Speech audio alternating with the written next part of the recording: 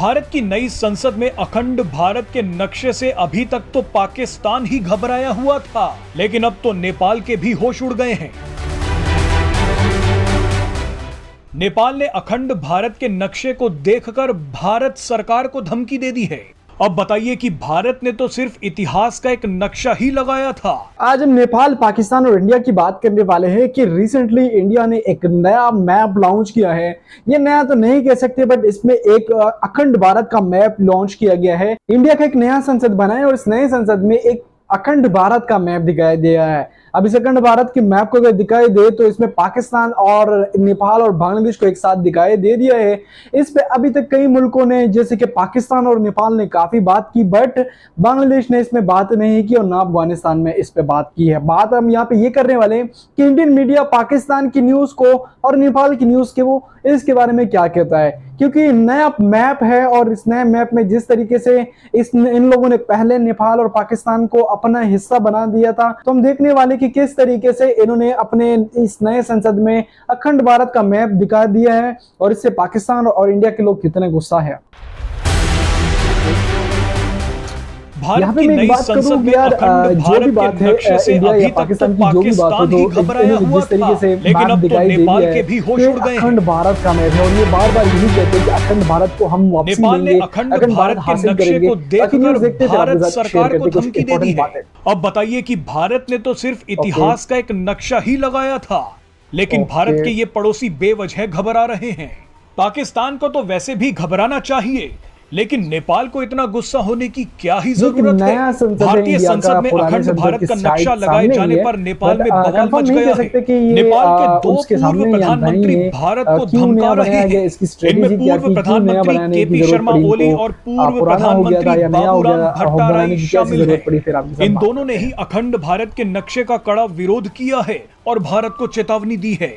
बाबूराम भट्टाराई ने तो यहां तक कह दिया है कि भारत की संसद में लगे अखंड भारत के नक्शे से दोनों देशों के बीच संबंध बुरी तरह से प्रभावित होंगे। बाबूराम भट्टाराई ने भारत से जवाब मांगा है। अब बाबूराम भट्टाराई से कोई पूछे कि भारत सालों से नेपाल की मदद कर रहा है, मुश्किल में नेपाल का साथ दे रहा है, पैसे दे रहा है, लेकिन इसके बावजूद नेपाल चीन की गोद में जाकर क्यों बैठा? चीन के साथ मिलकर भारत से गद्दारी करने वाले नेपाल को तब ये ख्याल नहीं आया कि उसके रिश्ते भारत से खराब हो जाएंगे। अब एक बार आप केपी शर्मा ओली का बयान भी सुन लीजिए। चीन के इशारे पर नाचने वाले केपी शर्मा ओली ने मांग की है कि नेपाल के मौजूदा प्रधानमंत्री प्रचंड को लुम्बिनी और कपिलवस्तु को अखंड भारत के नक्शे में शामिल करने का विरोध करना चाहिए। लुम्बिनी भगवान बुद्ध की जन्मस्थली है और ये जगह नेपाल में है। हैरानी की बात देखिए कि ये वही केपी शर्मा ओली है जिनके कार्यकाल में नेपाल ने एक नक्शा जारी किया था। इस नक्शे में नेपाल ने भारत के उत्तराखंड राज्य के 3 हिस्सों को नेपाल का हिस्सा दिखा दिया था। सबसे मजे की बात देखिए कि ये सारा विवाद तब पैदा हो रहा है जब नेपाल के मौजूदा प्रधानमंत्री पुष्प कमल दहल प्रचंड भारत आए हैं। प्रधानमंत्री बनने के बाद पुष्प कमल दहल प्रचंड पहली बार भारत पहुंचे हैं।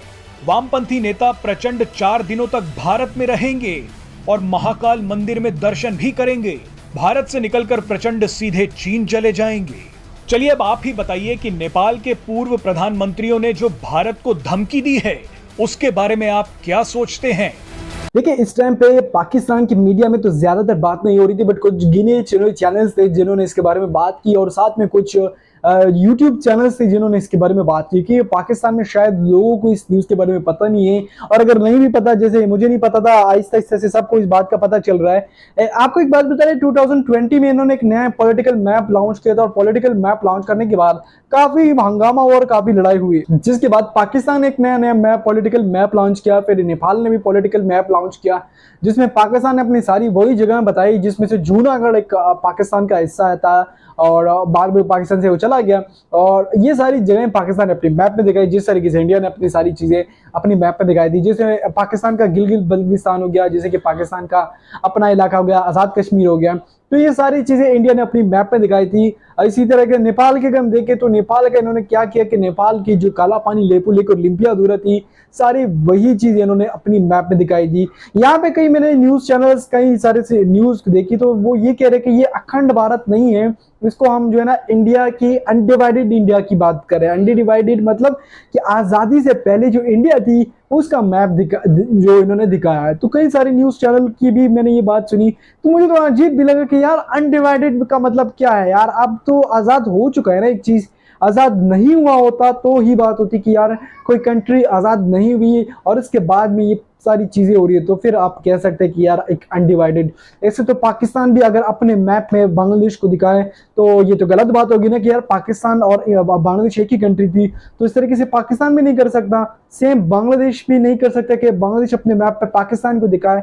तो कैसे इंडिया ने इस मैप को दिखाया जिसमें अखंड भारत का नाम किया गया है, जिसमें पाकिस्तान, बांग्लादेश और साथ में नेपाल और साथ में थोड़ा बहुत हिस्सा भूटान का है, थोड़ा बहुत हिस्सा इन्होंने अफगानिस्तान का भी दिखाई दिया है। अगर आज की वीडियो आपको अच्छी लगी है तो वीडियो फिर मिलते हैं नेक्स्ट वीडियो में, तब तक के लिए इजाजत दीजिएगा। अल्लाह हाफिज।